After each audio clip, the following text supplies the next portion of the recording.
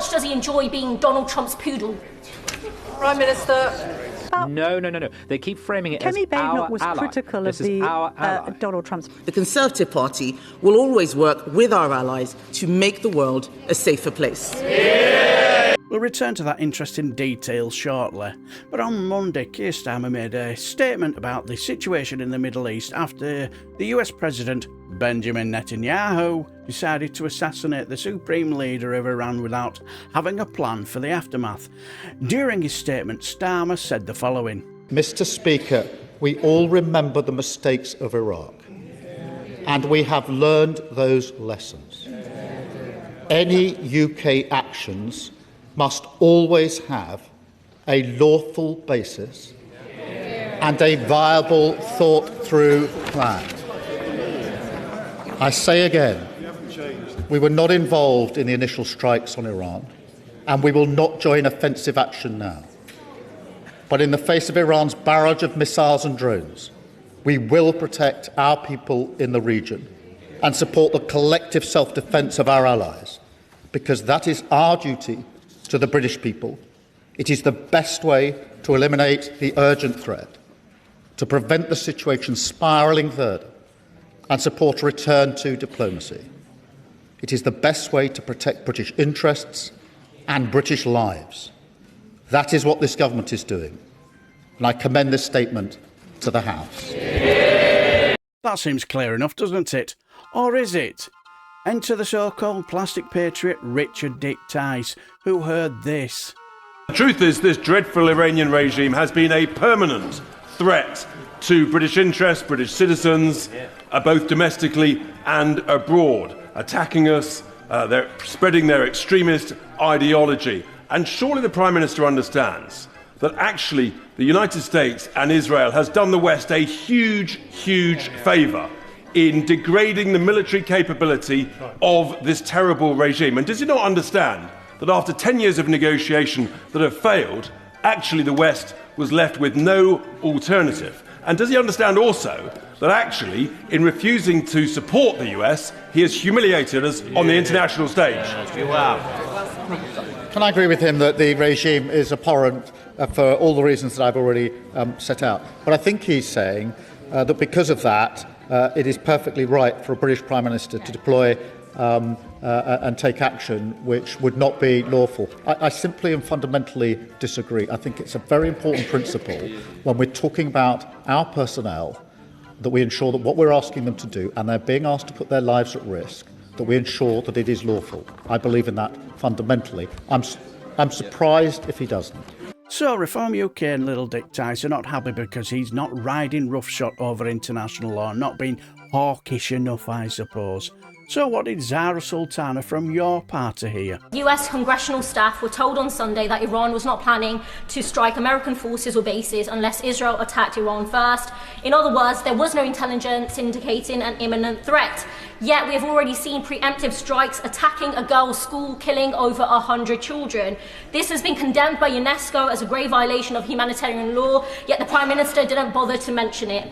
Continuing such actions is unlawful. Allowing them to take place from UK bases is unlawful. So I ask the Prime Minister, is the genocide of the Palestinian people not enough for this Labour government? Is he proud to be another Labour Prime Minister, obediently following Washington into yet another illegal war in the Middle East, making us all less safe? And finally, how much does he enjoy being Donald Trump's poodle? Prime Minister. I've set out the decisions I made over the weekend and the reasons for them. My first duty is to protect British nationals. It's the most important duty that I have, and I'll continue to discharge it. Yes, according to right-wing Reform UK, he believes that the Prime Minister's been weak for not ignoring international law and going guns blazing into an illegal war with the Tango Twiglet, which has no plan for the aftermath. Then you have left-wing your party's Zarah Sultana, who believes he's a vile, disgusting warhawk who's Donald Trump's poodle. Now, this is why I find politics fascinating sometimes. Now, I was going to leave it at this point and ask who's right here. However, I then came across this very interesting clip. I'm in favour of us taking action necessary to defend our citizens and our bases. I'm not in favour of us taking action that means regime change. But my point is everyone has attacked Keir Starmer. I can't believe I'm defending the man, but everyone has attacked him for being too slow. We're talking about events. You're concertining events that have taken place over 48 hours. Yeah. And I can only repeat, he wasn't told this was going to happen. Okay, so you think him holding his counsel was a good idea?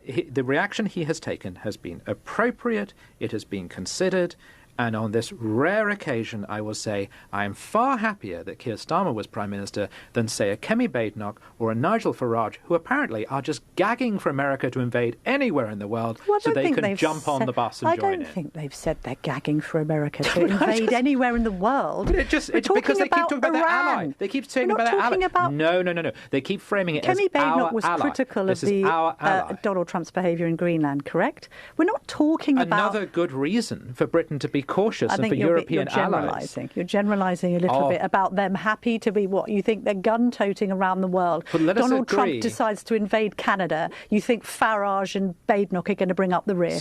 Yes, they're proper having a right ding-dong over the right wing, being trigger-happy and desperate to get into another forever war, while Camilla Tominey seems to hear something different. Well, let's find out. I don't know what's more humiliating for the United Kingdom, the moral weakness of a government that can't distinguish between right and wrong and can't even take a sovereign decision without consulting international lawyers, or the material weakness of a country that has just decommissioned its last frigate in the Gulf and, as the Prime Minister has said in his statement, does not have the capability to defend our own citizens in the region. So given this position of neutrality and impotence, will the Prime Minister clarify what exactly he means by defensive versus offensive action? The whole operation is defensive according to the terms that the Prime Minister has set out. Or does he expect that the British will have some sort of operational veto on individual flights that the Americans take off from our bases? Minister. We're taking action in the sky through our pilots. We've authorised the US to use our bases in order to attack Iranians' ability to strike. But I'm not going to take lectures on morality from a party that stood a candidate who said that you can't be English unless you're white. Oh, well, she's the one who wrote an article during the last general election saying that our teacher short pants was going to make a remarkable comeback. But anyway, she may have a point when it comes to her preferred party, the Tory party. Maybe they're not as trigger-happy. On Saturday, our allies in Canada and Australia immediately backed the action taken by America against this despotic regime in Tehran. And I have made it very clear that the Conservative Party also stands behind America taking this necessary action against state-sponsored terror. Oh. Well, maybe that's a Freudian slip and she didn't mean to say that then. Unbelievably, in his statement today, the Prime Minister still cannot say whether he backs the strikes or not. Today, the President of the United States has taken the extraordinary step of rebuking the Prime Minister publicly, saying he took far too long to grant access. We are told that this dither and delay is because of concerns over international law, but I am afraid that explanation simply does not hold.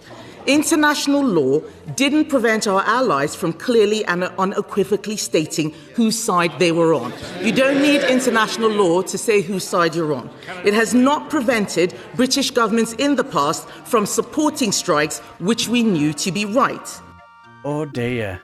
Are you sure you heard the same speeches that everyone else heard, Camilla? What national interest was served by refusing to help our allies for so long, particularly when we so need American support to protect Ukraine's and Europe's security? Are we going to see new UK military capabilities deployed to protect our security partners, our bases, including in Cyprus, and British nationals in the region? And will the Prime Minister ensure the Chancellor uses the spring statement tomorrow to set Britain on a clear path to 3% of GDP on defence spending? There is no point wanting action to make the world a safer place, but being too scared to do anything except stand by and watch others. Mr. Speaker, our national interest and national security must be front and centre. the Conservative Party will always work with our allies to make the world a safer place. Yeah! There you have it. When a Prime Minister said that they're going to learn the lessons of the Iraq War and bases are now going to be used to protect our allies, take that statement as you will, but that statement meant, according to the plastic patriot Little Dick Tice, the Prime Minister is a yellow-belly chicken scared of his own shadow for not running ahead first into another forever war without a plan. While at the same time, from the opposite end of the political spectrum, your party's Zarah Sultana, the Prime Minister, is a trigger-happy, evil warhawk who cannot wait to jump into bed with a man who's attacking him for not being helpful. Then we have a full-on Barney in the Telegraph radio station, where one said Starmer's got it bang on, and the Tories and Reform cannot wait to join another forever war that's illegal and are too trigger-happy, while the other one disagreed. Absolutely fascinating, but who's right? Zarah Sultana, or Little Dick Tice and Danny Kruger and Kemi Badenoch? Or is it none of the above and you think Kier Starmer has got this bang on? Well, let me know down below, because I will be fascinated to see what you think. And I shall just bid you farewell and take care, my friends.